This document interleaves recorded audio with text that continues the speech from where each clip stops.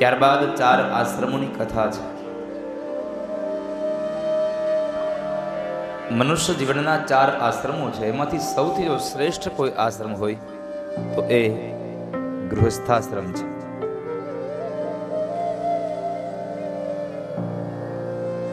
ગૃહસ્થી બની અને આ સંસારને તરવા માટે, ભવસાગરને તરવા માટે ગૃહસ્થાશ્રમ એ એક નાવ છે. માટે આપ ગૃહસ્થાશ્રમનો સ્વીકાર કરશો.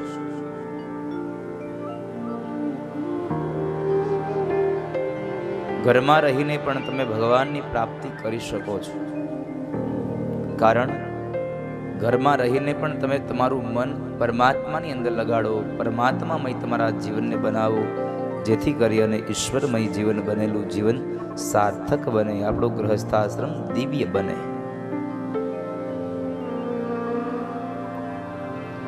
પતિ અને પત્ની આ સંસારના ગાડાના 2 ચક્રો છે, 2 પૈડાઓ છે.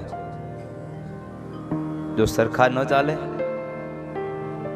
તો આ સંસારનું ગાડું સરખું નહીં ચાલે.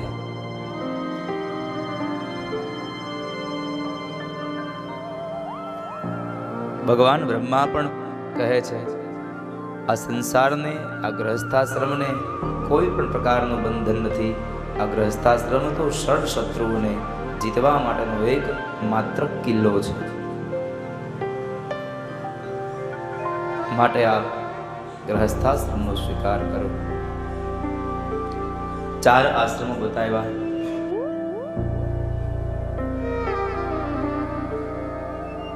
બ્રહ્મચર્યાશ્રમ, ગૃહસ્થાશ્રમ, વાનપ્રસ્થાશ્રમ અને છેલ્લે સંન્યાશ્રમ.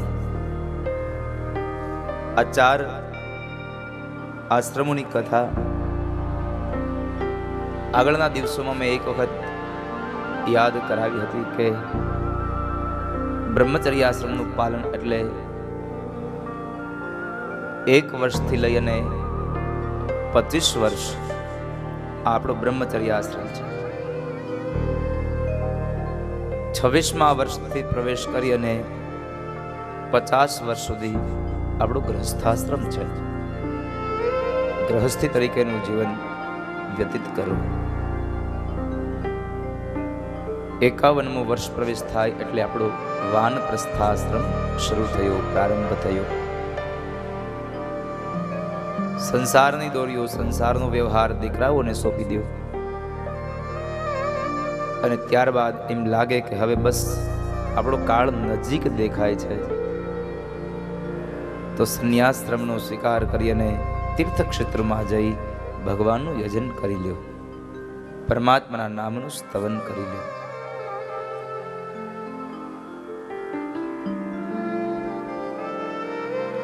આવી કથાઓના માધ્યમ દ્વારા આપણે શું મળશે? આપણને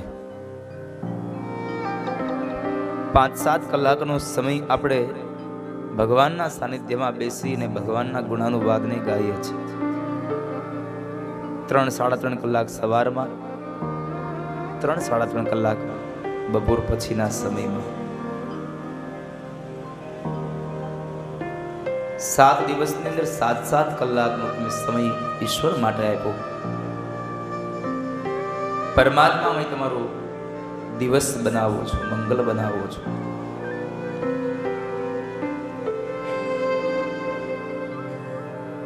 જેનાથી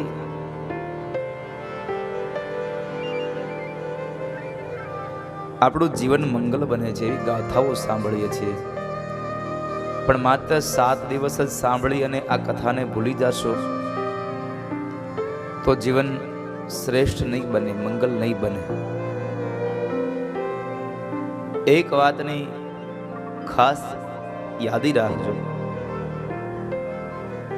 કે આ 7 દિવસની ગાથામાં જે કંઈ ભગવાનના ગુણાનુવાદને સાંભળ્યા છે, કથાની સાથે આ અલૌકિક કથાની સાથે તમે લૌકિક કથાઓને પણ સાંભળી અહીંથી અલૌકિકની સાથે લૌકિક જે દ્રષ્ટાંતો સાંભળ્યા છે એ દ્રષ્ટાંતોને તમારા જીવનમાં ઉતારશો, એનું અનુકરણ કરશો, તો જ તમારું જીવન શ્રેષ્ઠ બનશે. બાકી 7 દિવસની કથામાં તમે સાંભળીને જતા રહેશો તો એમ જીવન શ્રેષ્ઠ નહીં બની જાય.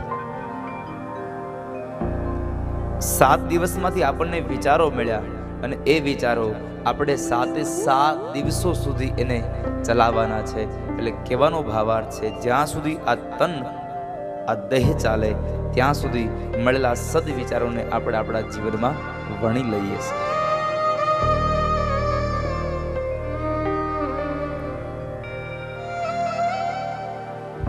કેટલો શ્રેષ્ઠ ભગવાને અવતાર આપ્યો.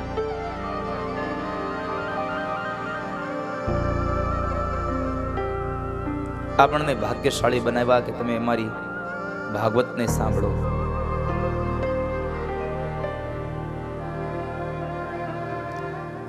એના સાનિધ્યમાં બેસીને આપણને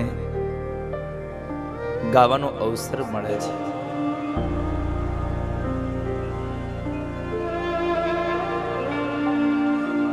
જો કે આમ લોકો એમ કહે છે કે કળયુગ આવ્યો છે, કળયુગ આવ્યો છે. વાત સાચી છે, આ કલીનો સમય છે, પણ કળયુગનો સમય આપણા માટે બહુ શ્રેષ્ઠ છે. ભગવાન સ્વયં કૃષ્ણ કહીને ગયા છે.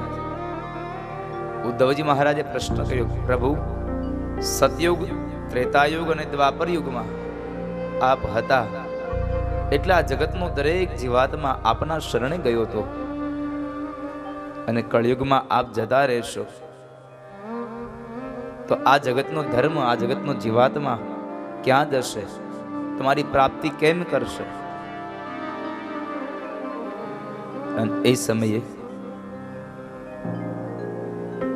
ભગવાન કૃષ્ણ કહે છે, ઉદ્ધવ, સતયુગ, ત્રેતાયુગ અને દ્વાપર યુગમાં માણસોએ, જીવાત્માઓએ, ઋષિમુનિઓએ, મહાપુરુષોએ નાક બંધ કરીને કેટલા વર્ષો સુધી મારી તપશ્ચર્યા કરી છે, મારું તપ કર્યું છે. છતાં પણ ક્યારેક બન્યું છે કે મેં દર્શન ન આપ્યા હોય. પણ કળયુગનો સમય આવે છે,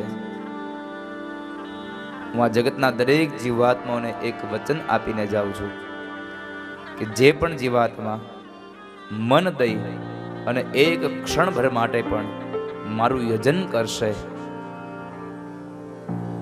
તો એની દરેક ઈચ્છાઓને પૂર્ણ કરીશ. એની દરેક ઈચ્છાઓને, મહેચ્છાઓને સંપન્ન કરવાનું કાર્ય મારું છે, માત્ર એક ક્ષણ માટે. અને આપણી કહેવત પણ છે, ભગવાન પણ કહે છે કે જે જીવાત્મા ગાયના શીંગ ઉપર એક રાઈનો દાણો ટકે એટલી વાર મારું મનમાં ધ્યાન ધરે, એટલી વાર મનથી મને જો યાદ કરે તો એની બધી ઈચ્છાઓને પૂર્ણ કરું. એક રાઈનો દાણો ગાયના શીંગ ઉપર ટકે એટલી વાર. કારણ ભગવાનને ખબર હતી કે કળયુગનો જીવાત્મા બહુ ચંચળ છે, બેઠો હશે અહીંયા, સાંભળશે કથા, પણ મન ક્યાંનું ક્યાંય ભમતું હશે. અને તમે મનને પકડવાના જેટલા ઉપાયો કરો એ બધા ઉપાયો વ્યર્થ જાય. કારણ કે મન છે એ ઘઉંની ડુંડી જેવું છે.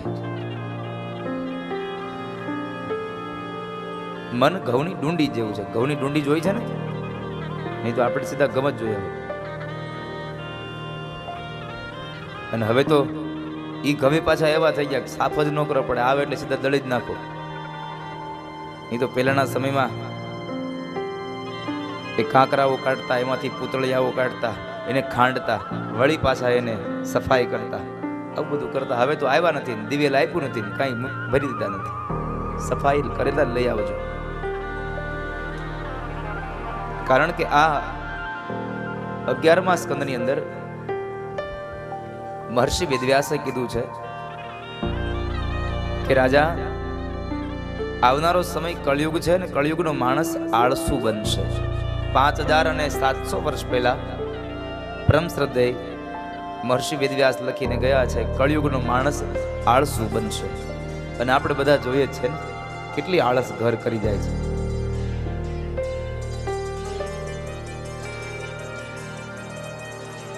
મન આપણું ઘઉંની ડુંડી જેવું છે. ઘઉંની ડુંડી ચડે પછી એને ખખેરો ને એમ ઉતરે ને એ ઉપર ચડતી જાય. એમાં મનને ગમે તેટલું તમે ખંખેરો પણ વળી પાછા એને આ સમાજના આ સંસારના બધી જ પ્રકારની માયાઓ આવી અને લાગી જાય. જેટલું તને સમજાવો એટલું એટલું એ વધારે ને વધારે ચંચળ બને. મેરા મન બડા ચંચલ હૈ, कैसे मैं उसे समझाऊं. मेरा मन बड़ा चंचल है, कैसे मैं उसे समझाऊं. जितना उसे समझाऊं उतना ही मचल जाए. जितना उसे समझाऊं उतना ही मचल जाए.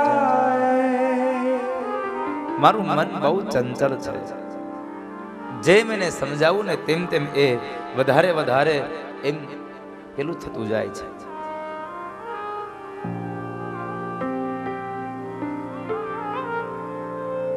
તો ચાર એ કથાઓ, ચાર આશ્રમો, બ્રહ્મચર્યાશ્રમ, ગૃહસ્થાશ્રમ, વાનપ્રસ્થાશ્રમ અને છેલ્લે સંન્યાશ્રમ. આ ચાર કથાઓ આપણે સાંભળી. સપ્તમ સ્કંદની પૂર્ણાહુતિ કરી અને અષ્ટમ સ્કંદમાં પ્રવેશ કરે.